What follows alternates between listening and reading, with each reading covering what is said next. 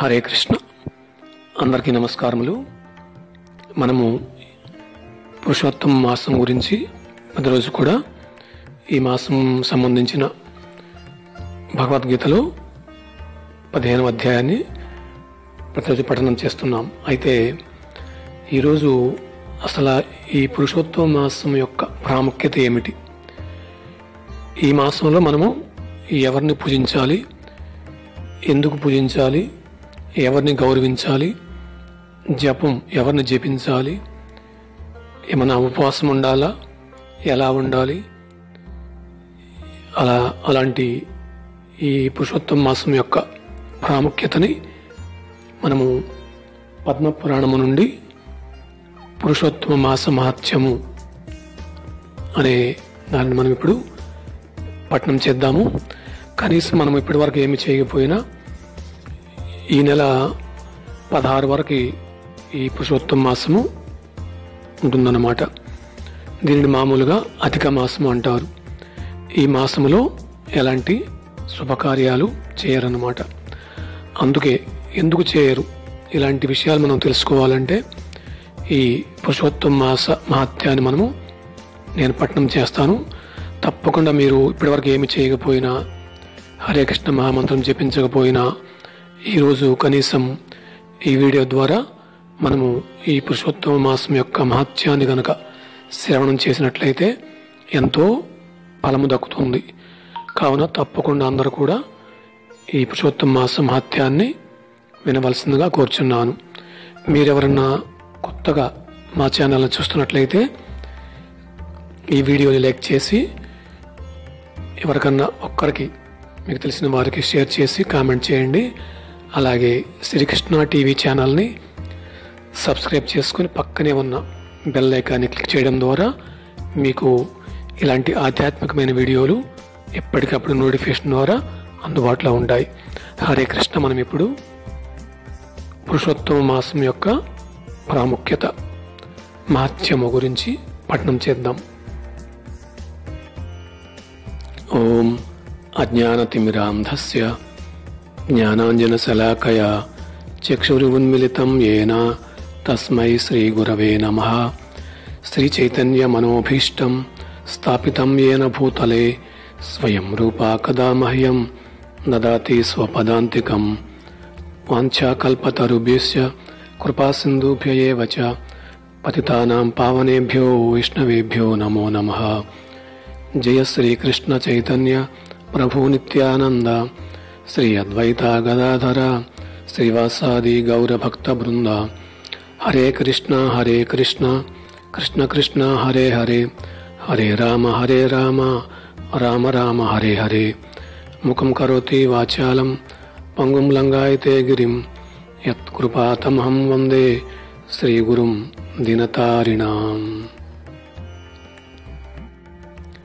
కృష్ణాయ వాసుదేవాయ దేవకీనందనాయ చ నందగోపకుమారాయ గోవిందాయ నమో నమః. నమః పంకజనాభాయ నమః పంకజమాలినే నమః పంకజనేత్రాయ నమస్తే పంకజాంగ్రే. హరే కృష్ణ. ఒకప్పుడు నైమిషారణ్యంలో యజ్ఞం చేయడానికి వేలాది మంది ఋషులు వచ్చారు. వారి యొక్క గొప్ప అదృష్టం వల్ల సూత గోస్వామి తన శిష్యులతో కలిసి అక్కడికి వచ్చారు. ఆయన ఎన్నో పవిత్ర స్థలాలను దర్శిస్తూ ఆ క్రమంలో నైమిషారణ్యానికి వచ్చారు. సూత గోస్వామిని దర్శించిన ఋషులందరికీ పరమ ఆనందం కలిగింది. వారందరూ కూడా వెంటనే తమ స్థానాల నుండి లేచి ఆయనకు స్వాగతం పలికారు. మంచి వ్యాసాసనం మీద ఆసీనులు కావాల్సిందిగా ఆయన్ని కోరారు. అప్పుడు ఆ మహర్షులందరూ కూడా చేతులు జోడించి, ఓ సూత మహర్షి, మేమందరం మిమ్మల్ని వినయంగా అర్థిస్తున్నాం. దయచేసి మాకు దేవాది దేవుని యొక్క లీలల గురించి వివరించండి. అనంతమైన లీలలు ఉన్నాయి, కానీ వాటి నుండి మాకు ప్రత్యేకమైన లీలను మాత్రమే వివరించండి. ఆ లీలలను అనుసరించడం వల్ల మేము భగవద్ధామం చేరుకోవాలి అని పలికారు. సౌనకాది ఋషుల యొక్క ఈ ప్రార్థనను విన్న సూత గోస్వామి చెప్పడం ప్రారంభించారు. ఓ మహర్షులారా, దయచేసి వినండి. మొదటగా నేను పుష్కర తీర్థాన్ని సందర్శించాను. ఆ తర్వాత అనేక పుణ్యతీర్థాలను సందర్శించి హస్తినాపురాన్ని దర్శించాను. అక్కడ గంగానది తీరాన వేల మంది ఋషులతో కలిసి పరీక్షిత్తు మహారాజు కూర్చుని ఉండడం చూశాను. అదే సమయంలో సుఖదేవ గోస్వామి అక్కడకు ప్రత్యక్షమైనారు.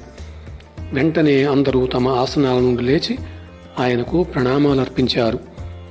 పరీక్షిత్తు మహారాజుకు కృష్ణ కథ వివరించే భాగవతునికి ఉద్దేశింపబడిన పద్మం వంటి వ్యాసాసనాన్ని సుఖదేవ గోస్వామికి వారందరూ సమర్పించారు. సుత గోస్వామిని వివరిస్తూ, ఓ ఋషులారా, ఇప్పుడు నేను ఆ హస్తినాపురం నుండి వస్తున్నాను.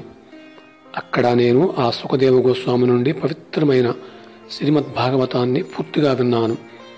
కాబట్టి సర్వాకర్షకమైన భగవంతుడి లీలలు అన్నింటినీ నేను మీకు వివరిస్తాను. చాలా ఏళ్ల క్రితం ఒకసారి శ్రీ నారదముని బదరికాశ్రమం చేరి నారాయణ ఋషిని ప్రార్థించాడు. ఈ ఋషి ఆశ్రమం అలకనందా నది ఆ నారాయణ ఋషి యొక్క పాద పద్మాల నుండి ప్రవహించున్నది. నారదముని నారాయణ ఋషిని ఈ విధంగా ప్రార్థిస్తున్నాడు: ఓ దేవా, కృపాసాగర, నువ్వు పరమ సత్యానివి. నేను నీకు ప్రణామాలర్పిస్తున్నాను. ఓ దేవాది దేవా, ఈ ప్రపంచంలోని జీవులందరూ ఇంద్రియ తృప్తితో నిమగ్నమై ఉన్నారు. వారు జీవితం యొక్క గమ్యాన్ని మరచిపోయినారు. కాబట్టి దయచేసి ఈ జీవులకు మరియు నాలాంటి సన్యాసులు అయినటువంటి ఋషులు కూడా ఆత్మ సాక్షాత్కారం పొంది భగవద్ధామానికి చేరుకోవడానికి ఉపయోగపడే విషయాలను వివరించండి అని నారద మహర్షి అడగడం జరిగింది. అంతా విన్న నారాయణ ఋషి నవ్వి, ఓ నారద, దయచేసి విను. దేవాది దేవుడైన శ్రీకృష్ణుని లీలలను వినడమే అన్ని పాపాలను నశింపచేస్తుంది. ఓ నారద, నీకు భగవంతుని అన్ని లీలలు తెలుసు, కానీ ఇతరులకు మేలు కలిగించడానికి ఈ విధంగా అడుగుతున్నావు. కాబట్టి ఇప్పుడు నేను నీకు పవిత్ర పురుషోత్తమ మాసం యొక్క గొప్పతనాన్ని వివరిస్తాను. ఆ మాసం కేవలం భౌతిక సంతోషాలచే కాకుండా భగవద్ధామానికి చేరుకోవడానికి అర్హులను చేస్తుంది. నారదుడు, ఓ దేవా, నేను అన్ని మాసాల మహత్యం అంటే కార్తీకం, చైత్రం వంటివి విన్నాను. కానీ పురుషోత్తమ మాసం అంటే ఏమి? ఓ కృపాసాగర, ఈ పవిత్ర మాసం గురించి వివరించండి. ఏ విధంగా ఈ మాసాన్ని గౌరవించాలి? ఈ మాసంలో ఏ విధంగా నడుచుకోవాలి? ఏ విధంగానో వివరించండి. ఏమి జపించాలి? ఎవరిని పూజించాలి? ఈ మాసంలో ఉపవాసం ఉండాలా లేదా? ఈ విషయాలన్నీ వివరంగా నాకు తెలియజేయండి అని నారద మహర్షి నారాయణ ఋషిని అడగడం జరిగిందన్నమాట. ఇక్కడ మరలా సుత గోస్వామి ఈ విధంగా తెలియజేస్తున్నాడు: ఓ మహర్షులారా, నారదుని నుండి ఈ ప్రశ్నలన్నీ విన్న నారాయణుడు ఈ విధంగా చెప్పడం ప్రారంభించారు: ఓ నారద, నేను చెప్పబోయేది ఇంతకుముందు దేవాది దేవుడు శ్రీకృష్ణుడు యుధిష్ఠిర మహారాజుకు వివరించాడు. ఒకసారి యుధిష్ఠిర మహారాజు తన సామ్రాజ్యాన్ని, ఆస్తులను, పతివ్రత అయినటువంటి భార్యను జూదంలో పోగొట్టుకున్నాడు. ఆ సమయంలో ద్రౌపది నిండు సభలో దుశ్శాసనుడి చేత అవమానించబడింది. కాని దుశ్శాసనుడు ద్రౌపది వస్త్రాలను అపహరించబోయాడో అప్పుడు శ్రీకృష్ణుడు ఆమెను రక్షించాడు. ఆ తర్వాత యుధిష్ఠిర మహారాజు తన తమ్ముళ్ళు భార్యతో సహా రాజ్యాన్ని వదిలి కాయక వసతిలో నివసించారు, అడవి ప్రాంతంలో. ఒకసారి దేవకీ నందనుడైన శ్రీకృష్ణుడు అడవిలో ఉన్న పాండవులను పరామర్శించడానికి వెళ్ళాడు. పాండవులందరూ ద్రౌపదితో సహా శ్రీకృష్ణుని చూచి చాలా సంతోషించారు. వారి వనవాస జీవిత కష్టాలన్నీ మర్చిపోయారు కూడా. శ్రీకృష్ణ దర్శనంతో కొత్త జీవితాన్ని పొందినంతగా ఆనందించారు.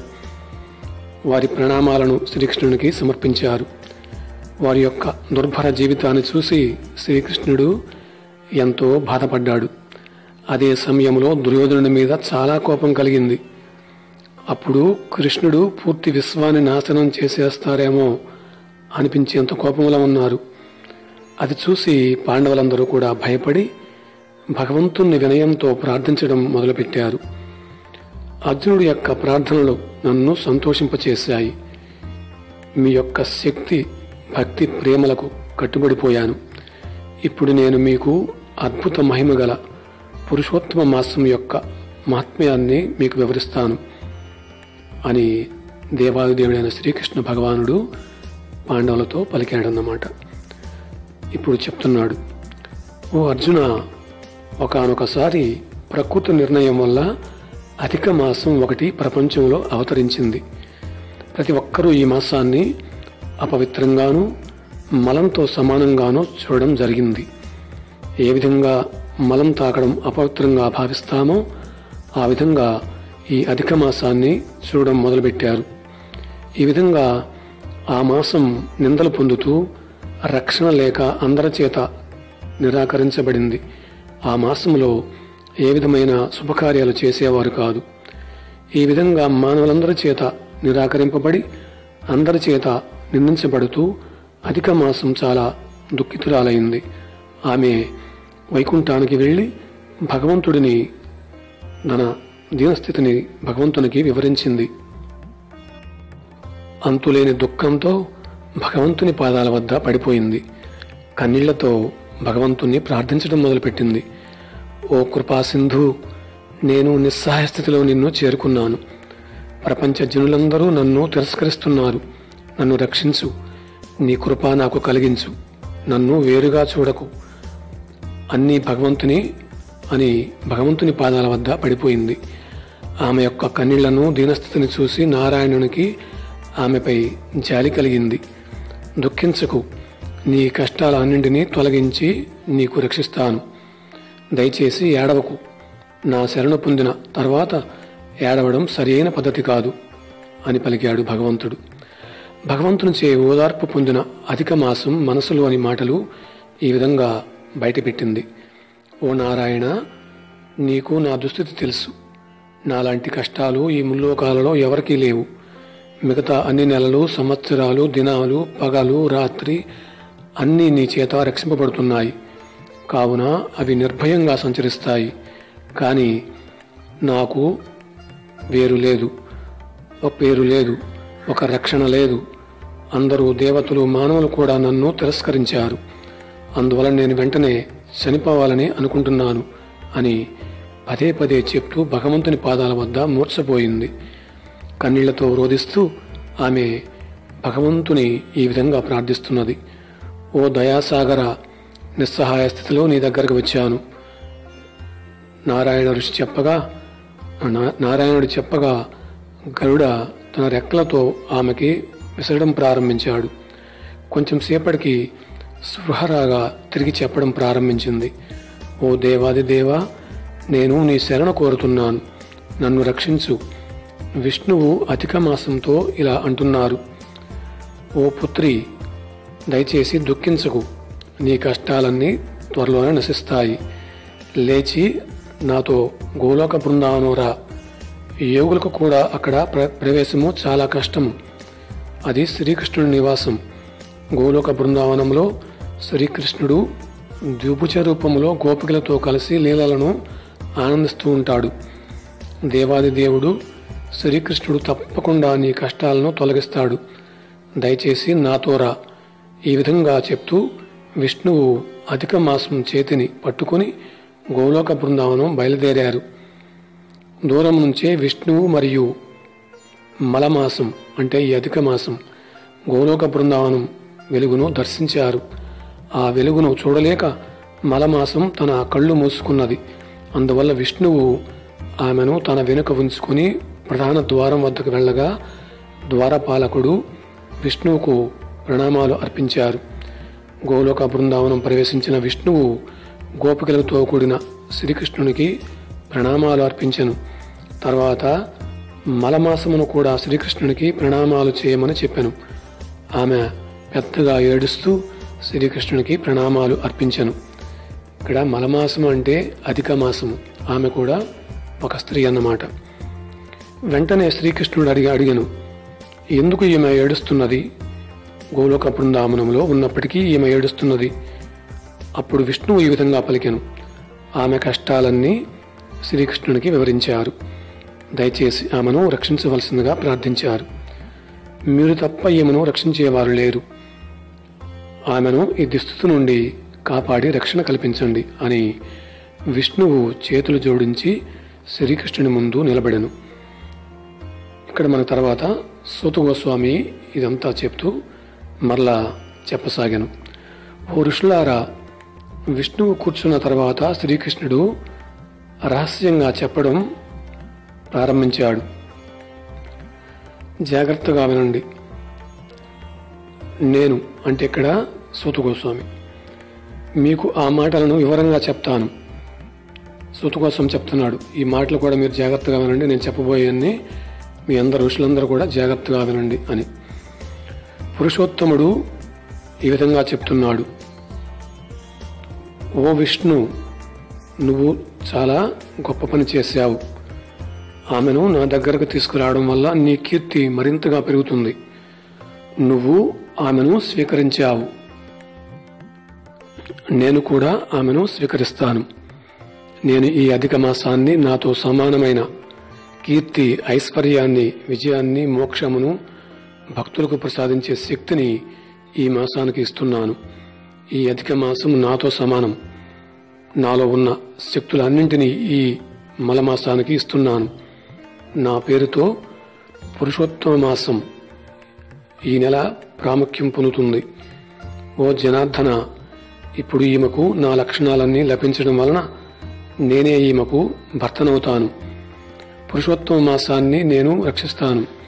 నాతో సమానం కావున ఈ మాసం అన్ని మాసాలకు అధిపతి, ప్రతి ఒక్కరి చేత పూజింపబడుతుంది. పురుషోత్తమ మాసాన్ని ఎవరైతే పాటిస్తారో వారికి ఎలాంటి కోరికైనా తీరుస్తుంది. వేరే మాసాలలాగా భౌతికమైన కోరికలు కాకుండా ఈ పురుషోత్తమ మాసాన్ని కోరికల రహితంగా చేస్తాను. ఈ మాసాన్ని పూజించే వ్యక్తిగత జన్మల పాపాల అన్నింటినీ నశింపజేసుకుని ఈ జన్మలో సంతోషకరమైన జీవితం గడిపి చివరిలో భగవద్ధామానికి చేరుకుంటారు. శ్రీకృష్ణుడు ఇంకా ఇలా చెప్తున్నాడు. ఓ గరుడధ్వజ, ఎవరైతే తపస్సులు చేస్తారో, పుణ్యకార్యాలు చేస్తారో, బ్రహ్మచర్యాన్ని పాటిస్తారో, జీవితాంతం ఉపవాసం చేస్తారో వారు నా గోలోకం చేరడం అసంభవం. కానీ ఎవరైతే భక్తులవుతారో, పురుషోత్తమ మాసాన్ని ఆచరిస్తారో వారు సులభంగా భవసాగరాన్ని దాటి భగవద్ధామానికి చేరుకోగలరు. అన్ని తపస్సుల్లోకెల్లా పురుషోత్తమ మాసాన్ని ఆచరించడం ఉత్తమమైనది. ఏ విధంగా చక్కగా దున్నిన నేలలో రైతు విత్తనం నాటితే మంచి దిగుబడి వస్తుందో, అదేవిధంగా తెలివైన వ్యక్తి ఈ పురుషోత్తమ మాసాన్ని ఆచరిస్తాడో అతను ఈ జన్మలో సంతోషంగా జీవించి శరీరం వదిలిన తర్వాత అతను భగవద్ధామానికి తిరిగి చేరుకుంటాడు. ఏ వ్యక్తి అయితే పరమ మూర్ఖత్వంతో జపం చేయడో, ఎటువంటి దానం చేయడో, ఎవరైతే శ్రీకృష్ణుడిని, ఆయన భక్తులకు గౌరవాన్ని ఇవ్వరో, బ్రాహ్మణుల పట్ల సత్ప్రవర్తన లేనివారు, ఇతరులతో శత్రుత్వాన్ని పెంచుకునేవారు, పురుషోత్తమ మాసాన్ని నిందించేవారు నరకములో అనంతకాలం ఉండవలసి వస్తుంది. శ్రీకృష్ణుడు తిరిగి ఇలా చెప్తున్నారు.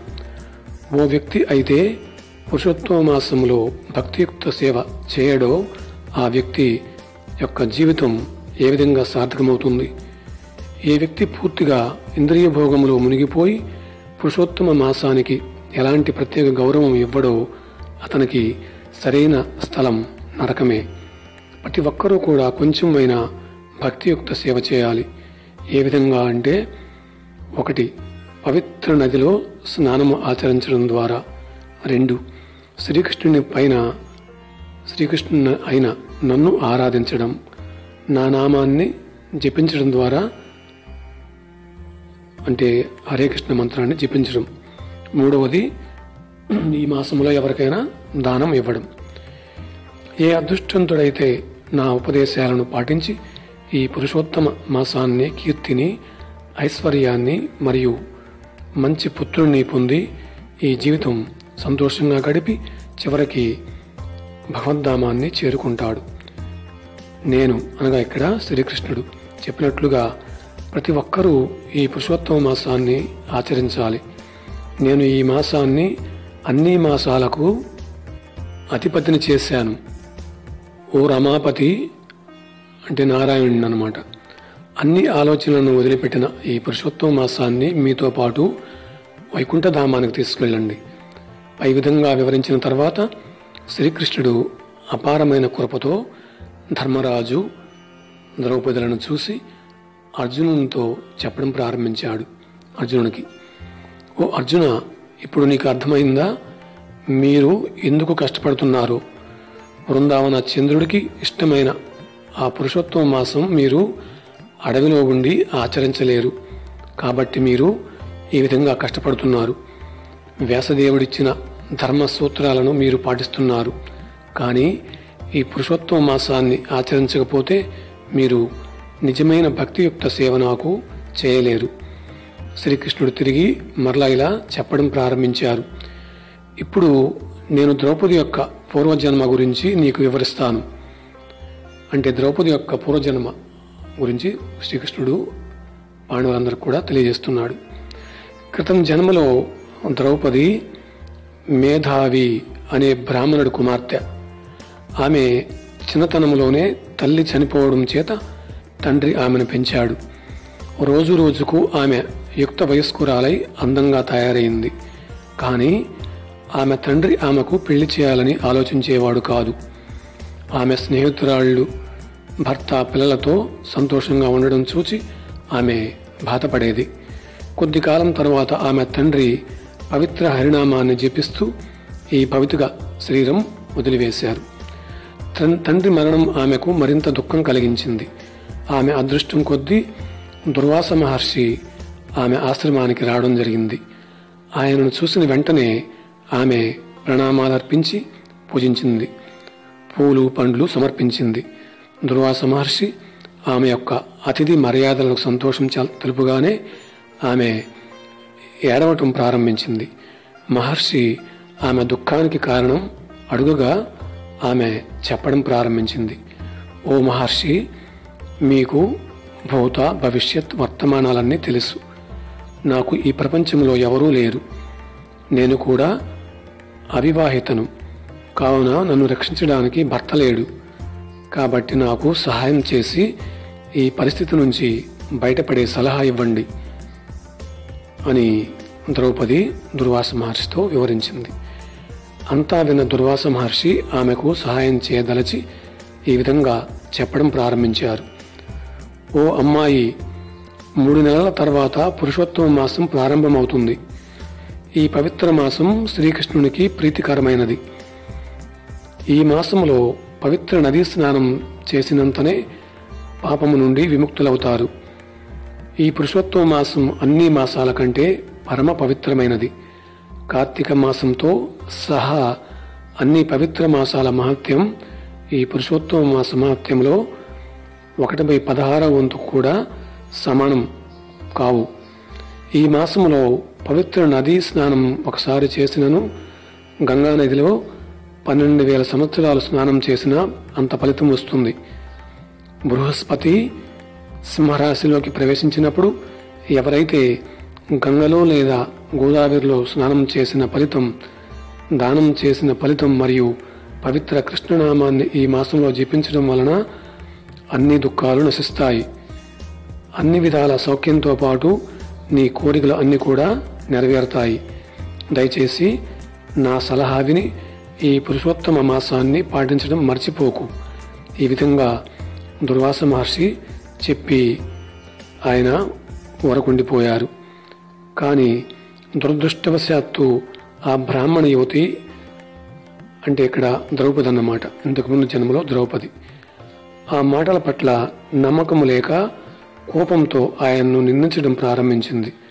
ఓ మహర్షి, మీరు అబద్ధమాడుతున్నారు. ఏ విధంగా ఈ అధిక మాసం మలమాసంగా అందరి చేత నిరాకరింపబడిన, అంటే ఈ మాసం అందరి చేత నిరాకరింపబడినది కాబట్టి అన్ని మాసాల కంటే గొప్పది అవుతుంది. ఉదాహరణకు మాఘమాసం, కార్తీక మాసం, వైశాఖ మాసం లాగా నేను మీ మాటలు నమ్మలేను. నన్ను మోసం చేయాలని చూస్తున్నారు. ఈ అధిక మాసం ఏ పుణ్యకార్యాలకు పనికిరాదు. ఈ విధంగా పలికిన బ్రాహ్మణ యువతిపై చాలా కోపించిన దుర్వాస మహర్షి కళ్ళు ఎర్రగా మారి శరీరం వణకడం ప్రారంభించింది. కానీ ఆ యువతి యొక్క అసహాయ స్థితి గుర్తుకు వచ్చి శాంతించాడు. దుర్వాస మహర్షి ఈ విధంగా పలికెను, ఓ అమ్మాయి, నేను నిన్ను శపించదలుచుకోలేదు. ఎందుకంటే మీ నాన్న నాకు మంచి స్నేహితుడు. నువ్వు ఎలాంటి నిస్సహాయ స్థితిలో ఉన్నావంటే అజ్ఞానంతో శాస్త్రాలను కూడా అర్థం చేసుకోలేకపోతున్నావు. నా పట్ల నీవు చేసిన అపరాధాన్ని కూడా నేను తీవ్రంగా తీసుకోవడం లేదు. కానీ అదే సమయంలో నీవు పురుషోత్తమ మాసం పట్ల చేసిన అపరాధాన్ని నేను సహించలేకపోతున్నాను. వచ్చే జన్మలో ఈ ఫలితాన్ని నీవు అనుభవిస్తావు. తర్వాత దుర్వాస మహర్షి నారాయణ సేవ కొరకు ఆ స్థలాన్ని వెంటనే విడిచి వెళ్ళెను. ఈ విధంగా శ్రీకృష్ణుడు అర్జునుడితో మరలా ఈ విధంగా పలికాడు, ఓ అర్జున, ఎప్పుడైతే దుర్వాస మహర్షి ఆ స్థలాన్ని వదిలారో ఆ బ్రాహ్మణ యువతి వైభవం అంతా ఆ క్షణంలో కోల్పోయింది. పురుషోత్తమ మాసం పట్ల అపరాధం చేసినందువల్ల ఆమె శరీరం కురూపిగా మారిపోయింది. అప్పుడు ఆమె ఆశుతోషుడైన పరమశివుణ్ణి ప్రార్థించడానికి నిర్ణయించుకుంది. ఆ బ్రాహ్మణ యువతి శివుడిని తృప్తిపరచడానికి గొప్ప తపస్సును 9000 సంవత్సరాల పాటు ఆచరించింది. అప్పుడు శంకరుడు ఆమె ముందు ప్రత్యక్షమయ్యాడు. ఆమె ఎంతో సంతోషంతో తిరిగి స్పృహలోకి వచ్చి పవిత్రమైన శంకరుని దర్శనంతో ఆమె శరీరం మునుపటి స్థితికి చేరి ప్రకాశింపనారంభించింది. పరమశివుడు దర్శనంతో ఆమె మనస్సులో ఆయన్ను ప్రార్థించడం మొదలుపెట్టింది.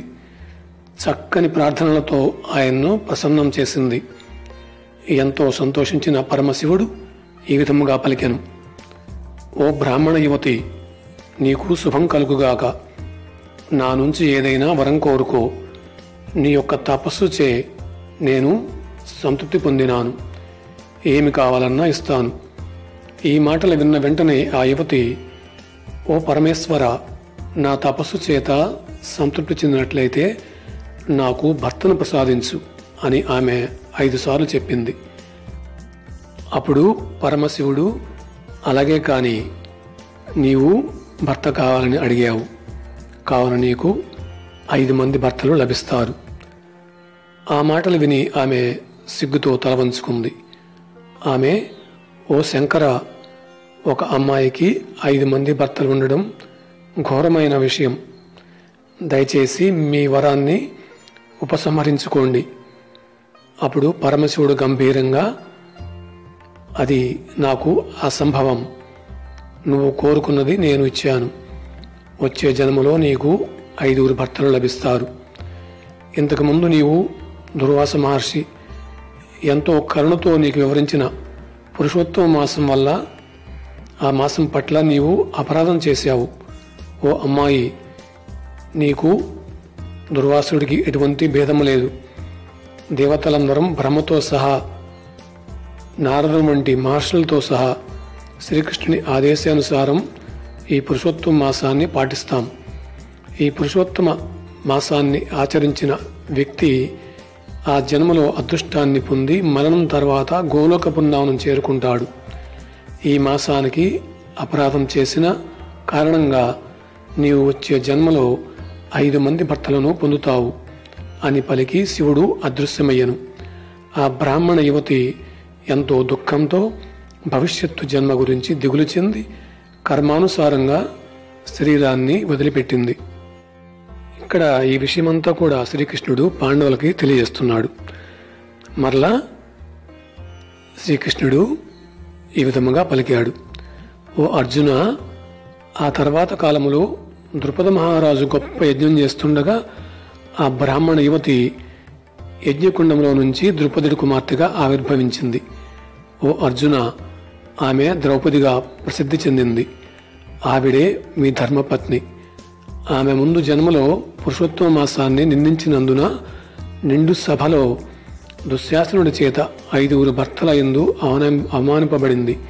కానీ అదృష్టం కొద్దీ నన్ను స్మరించడం, నా శరణాగతి పొందడం వల్ల నేను ఆ దుస్థితి నుండి ద్రౌపదిని రక్షించాను. ఓ పాండవులారా, వచ్చే పురుషోత్తమ మాసాన్ని పూజించడం మరచిపోవద్దు. ఎవరైతే పురుషోత్తమ మాసాన్ని పూజించరో నన్ను పూజించరో వారు ఎప్పటికీ అదృష్టాన్ని పొందలేరు.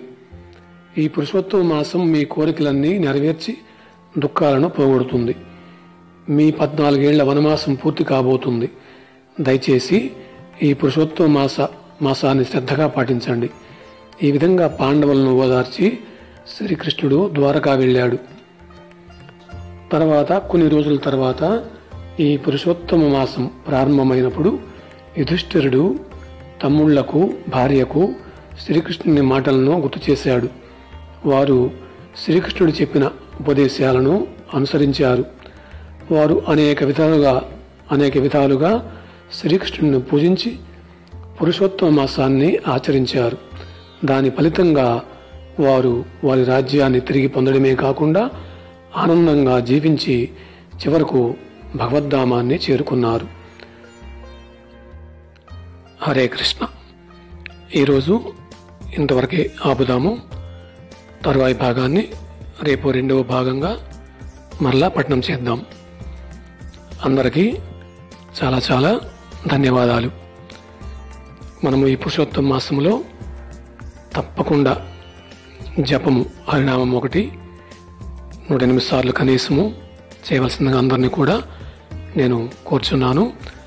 అలాగే భగవద్గీత యథాతథములో మనము 15వ అధ్యాయము పురుషోత్తమ యోగము పఠనం చేస్తూ ఉన్నాము.